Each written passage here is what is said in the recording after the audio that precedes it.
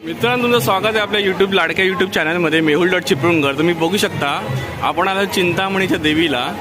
चिंतामणी नवरात्रोत्सव, सुंदर असं देवीचं रूप. मित्रांनो आशीर्वाद घ्या. सुंदर असं देवीचं रूप मित्रांनो, आशीर्वाद घ्या. चिंतामणी देवी.